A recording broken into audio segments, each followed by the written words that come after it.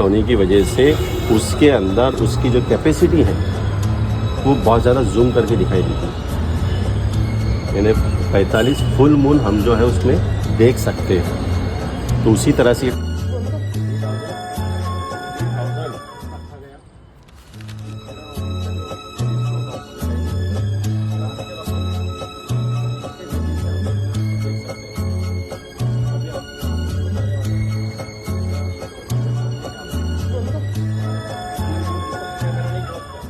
लेकिन 2500 मेगापिक्सल का एक एक करके देखेंगे कि किस तरह से देखते हैं। आगे वाला जो है ये ऑप्शन जो उल्टे दिखने वाला है।